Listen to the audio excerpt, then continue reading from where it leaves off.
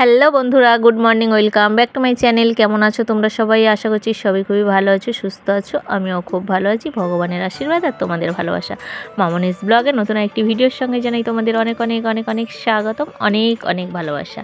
তো চলো বন্ধুরা, আজকে ভিডিওটি শুরু করা যাক তোমাদেরকে নিয়ে। আর তোমরা তো জানো বড় মাকে মন্দিরে দিয়ে এসেছিলাম, আর আজকে ছোট মায়ের পুজো। তো ছোটো মাকেও দিয়ে আসতে হবে মন্দিরে। তো চলো বন্ধুরা, তোমরা দেখতে থাকো কন্টিনিউ ভিডিওটি। আশা করছি তোমাদের ভালো লাগবে। আর চলো তোমাদেরকে ছোটো মাকেও দর্শন করিয়ে দেব, আর আমিও যাব, তোমাদেরকে নিয়ে যাব। চলো দেখতে থাকো।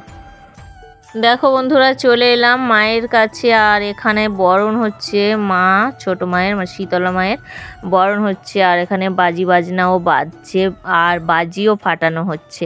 তো জানোই তো আমি এই সমস্ত কোনো ভয়েস, এখানের কোনো ভয়েস আমি দিতে পারছি না, আওয়াজ দিতে পারছি না আর কি, তোমাদের শোনাতে পারছি না, তার জন্য খুব দুঃখিত। তোমরা সবটাই জানো। আর এখানে মায়ের বরণ হচ্ছে। আর বলো তো, এই সময় প্রচুর গরম, আর আজকে প্রচণ্ড প্রচণ্ড রৌদ্রও পড়েছে। তো মাকে মন্দিরে নিয়ে যাওয়া হবে, সেই জন্য মাকে এখন বরণ করা হচ্ছে। মাকে মন্দিরের দিকে নিয়ে যাব। তো তোমরা কন্টিনিউ ভিডিওটি দেখতে থাকো বন্ধুরা, আশা করছি ভালো লাগবে।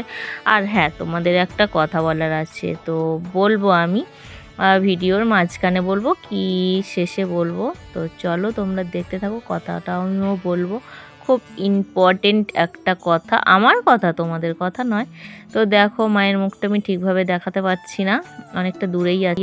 দেখো ছোট মায়ের মুখটা, এখন আমি এদিকে এসে তোমাদেরকে দেখাচ্ছি। তো এত ভিড়, সবাই মিলে আছে না, আমি ওই জন্য ভিডিও করতে ঠিক মতো পারছি না। তো সবাই খুবই আনন্দ করে, সবাই খুবই আনন্দ করে। দেখো আনন্দ করে কিভাবে সব নাচ গান করছে, করে মাকে নিয়ে যাওয়া হবে মন্দিরে। মন্দিরে মাকে প্রবেশ করিয়ে দিয়ে আসি। আগের দিন তো বড় মাকে প্রবেশ করিয়ে দিয়ে এলাম, তো আজকে ছোট মাকেও দিয়ে আসবো মন্দিরে। চলো তোমরা বন্ধুরা, তোমরাও দেখতে থাকো কন্টিনিউ ভিডিওটি, আশা করছি ভালো লাগবে। চলো দেখো বন্ধুরা, ছোটো মাকে মন্দিরে প্রবেশ করানো হয়ে গেছে। এবারে আমি বাড়িতে চলে যাব। আর এখন একটু বাকি আছে, মায়ের পুজো হবে এই দুপুরে। বাড়িতে গিয়ে তারপরে আবার আসবো। আজকে যেহেতু শীতলা মায়ের পুজো, সেই জন্য বাড়িতে সবার বাড়িতে পান্তা। আর দেখো, আমি ওখান থেকে মাকে মন্দিরে দিয়ে প্রবেশ করিয়ে দিয়ে এসে আর আমি আলু ভাজা করছি, আর পান্তাটাও তোমাদেরকে দেখিয়ে দিলাম। গ্রামে আজকে কোনো বাড়িতেই রান্না হবে না বলতে সবার বাড়িতেই পান্তা খাওয়া হবে। তো রাতে রান্না বান্না হবে, আর দুপুরে সবাই পান্তা খাবে। তো চলো বন্ধুরা, আমি আলুটা ভাজা করে নিই। আর সত্যি কথা বলতে খুব ইন্টারেস্টিং একটা ব্যাপার, আর বললাম না একটা কথা আছে, আমাদের এই শীতলা মায়ের পুজোর পরে যে লুট দেওয়া হয়, বিখ্যাত লুট। সত্যি কথা বলতে লুটের সময় তোমাদেরকে নিয়ে যাব, আর তোমাদেরকে দেখাবো। হয়তো পুজোর টাইমটায় আমি সেই সময় বাড়িতে কাজকর্ম করব, সেই সময় যেতে পারবো না। তো আমি বললাম না বন্ধুরা যে পুজোর সময় আমি বাড়িতে কাজ করছিলাম, পুজোটা তোমাদেরকে দেখাতে পারলাম না, বড় মায়ের পুজোও দেখাতে পারলাম না, ছোটো মায়ের পুজোও দেখাতে পারলাম না। তো দেখো এখন লুট হচ্ছে, আর বিকাল হয়ে গেছে, আর আমি সেই সময় এসেছি। দেখো লুট হচ্ছে আমাদের এখানে। লুট, বিখ্যাত লুট বলতে কী হয় বলো তো, শীতলা মায়ের পুজোর দিনের লুটটা, মানে যে যেমন মানসিক করে রেখেছে মায়ের কাছে লুট দেবে বলে, তেমনভাবেই দেয়। বাতাসা থেকে মানে স্প্রাইট থেকে, চকোবার থেকে, শসা, কলা, বিস্কিট, থামস আপ, মানে যে যেমনভাবে লুট দিতে পারে। আর আমি আগেও এসে দেখেছি, যখন বিয়ের প্রথম দেখেছিলাম যে নারকেল, ডাব, তারপরে বেল, এই সমস্ত ফল দিয়েও লুট দেওয়া হয়।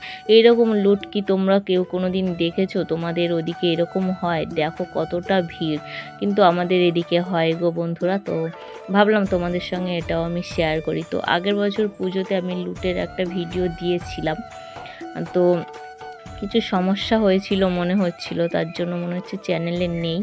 তো আজকে ভিডিওটাও তোমাদের সঙ্গে শেয়ার করছি, জানি না কি হয়। তো দেখতে থাকো বন্ধুরা তোমরা।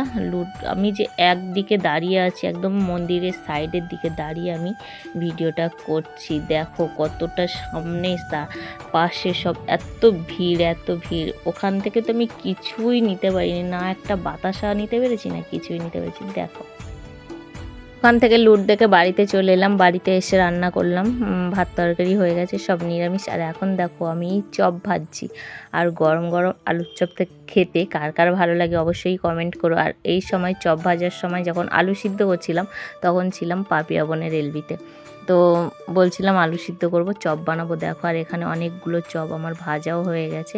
শুধু চপ না, এর মধ্যে আবার বেগুনিও আছে আর ধনিয়া পাতার চপও আছে। তো গরম গরম চপ খেতে কার ভালো লাগে অবশ্যই কমেন্ট করে জানিও, তোমাদেরকেও দেবো খেতে চপ। কতগুলো চপ ভেজেছি দেখো, অনেকগুলো চপ, আর এখনও ভাজছি। আর এখনও মানে বেসন গোলাও আছে, সেগুলোও ভাজবো। বাড়ির সবাই মিলে বেশ জমিয়ে খাওয়া দাওয়া হবে, শীতলা মায়ের পুজোর দিন বলে কথা। আর বাইরের কিছু তো আমরা খাবো না, কেননা নিরামিষ, সেই জন্য বাড়িতে সবটাই নিরামিষ করছি।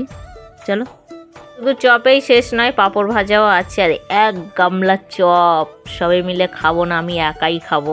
আর এই দেখো পাঁপড়, বড় বড় পাঁপড় ভাজা হয়েছে, একটু কুকড়ে গেছে আর সেই জন্য এরকম লাগছে। তো চলো, আজকে ভিডিওটি এখানে স্টপ করছি। ভালো লাগে যদি লাইক কমেন্ট শেয়ার করো, আর নতুন বন্ধু যদি আমার ভিডিওটি দেখে থাকো তাহলে আমার ছোট্ট পরিবারে চলে এসো। চলো, টাটা, গুড নাইট।